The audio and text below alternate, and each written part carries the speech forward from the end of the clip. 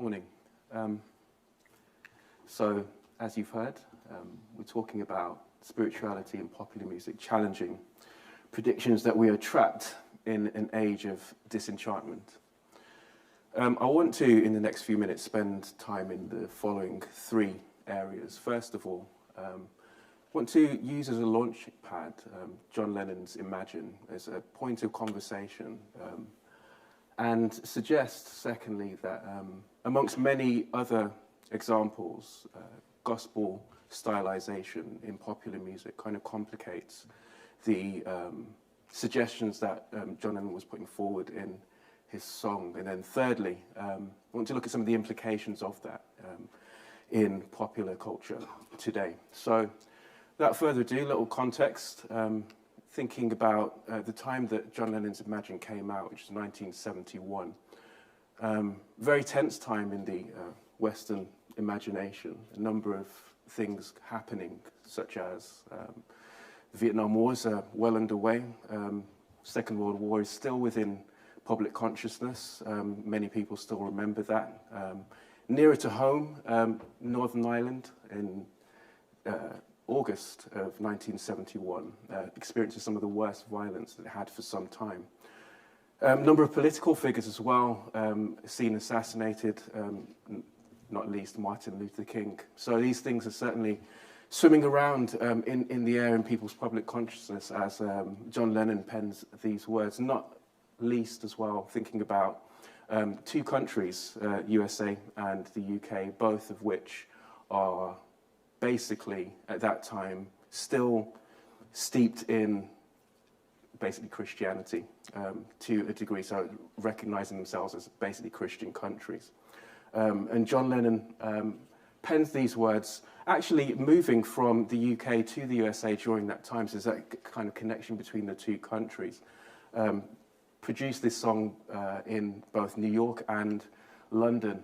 Here are the words, just as a reminder, or at least some of them. Imagine there's no heaven. It's easy if you try. No hell below us, above us, only sky. Imagine all the people living for today. You may say I'm a dreamer, but I'm not the only one. I hope someday you'll join us and the world will live as one. Certainly very powerful words and a beautiful melody written as well to sort of embed these words within our minds. The best-selling song, actually, of his solo career. And he wasn't the only person that was imagining that kind of world. Just under 100 years before, Friedrich Nietzsche had penned these words, "God is dead, and we must still defeat his shadow as well." Those words sort of resonate within the Western intellectual tradition for many, many years to come. Thinking about, following on from him, Max Weber, who was imagining as well and predicting actually a world where there would be the rise of secularization, the advance of modernization and science and the Enlightenment, which would result in a society that was actually, the word he used and popularized was disenchanted. In other words, that there would be no real reference point to the spiritual realm, no reference going back to John Lennon to heaven and hell, angels and demons, basically the spiritual and the transcendent.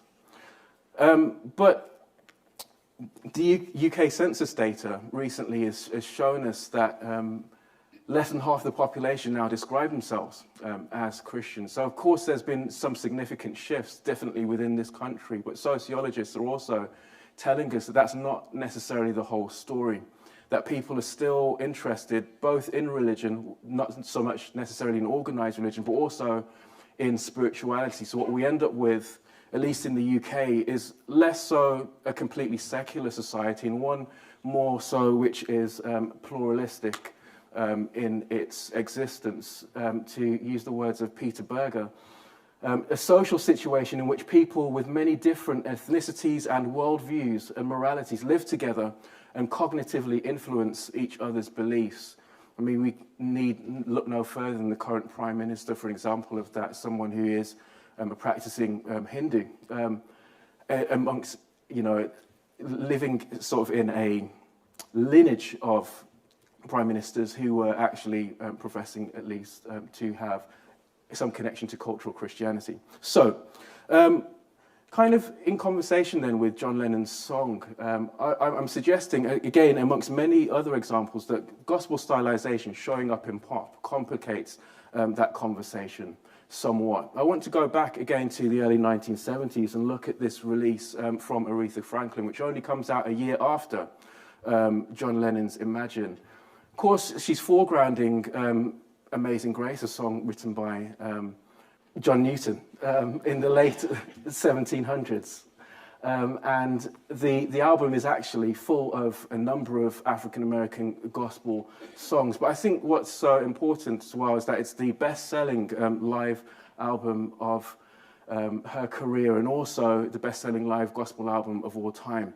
It produces widespread influence, and hers is not the only album. There's a number of them that come out around that time. I wanted to select this example because at that recording were two individuals, which some of you will obviously be aware of, Mick Jagger and Charlie Watts, who drew inspiration from Aretha that night at the recording. And we're told that Exile on Main Street, two recordings from there, Shine a Light and Let It Loose, were actually inspired by Aretha's live recording. I also want to suggest that apart from gospel music's kind of religious message, the other thing that Yale musicologist Braxton Shelley tells us is that there is central to that what's called the gospel imagination, the belief that musical sound can turn spiritual power into a physical reality, a divine presence animating human bodies. And whilst I'm not suggesting that every popular musician who draws on gospel music is subscribing to these ideas, the legacy of this kind of practice remains kind of connotative within popular music. Going back to Mick Jagger again, in 1972, he's interviewed about his own concert tour at that time and says, "Did you see men leaping on the stage the other night with clenched fists shouting? That's a gospel thing, like signifying. It's putting the power right on them." So this influence continues throughout popular culture. And in fact, we think of musicians such as Michael Jackson, Beyoncé, Rosetta Tharpe, Whitney Houston, Stevie Wonder, all individuals, some of whom actually have beginnings within the African-American church, continue to use stylistic approaches that then find their way into their music. Unless we think this is only a North American phenomenon, I want to draw our attention to some British examples, individuals such as Elton John, whose most recent performance at Glastonbury incorporated the use of the London Community Gospel Choir. You think of someone like Stormzy, his performance also at Glastonbury in 2019 incorporated the use of gospel music. George Michael, Dave, Lil Sims, all individuals who continue to draw on this tradition to express themselves through music. And what I'm suggesting is it's very difficult to detach from the religious connotations to the utilization of this particular genre within the music. So some implications then, broadly speaking. I want to go to Charles Taylor, a philosopher who wrote the book A Secular Age, in which he says, there are certain works of art by Dante, Bach, the makers of Chartres Cathedral, the list is endless, whose power seems inseparable from their epiphanic transcendent reference. I'm suggesting that that's not the only case, these kind of high art examples, but also within popular culture where gospel is showing up. These are also places where there is a kind of transcendent reference going on there. He goes on to say, what about rock concerts? There is often a powerful, and he used the word phenomenological sense, that we are in contact with something greater. A disenchanted world needs a theory to explain this kind of experience.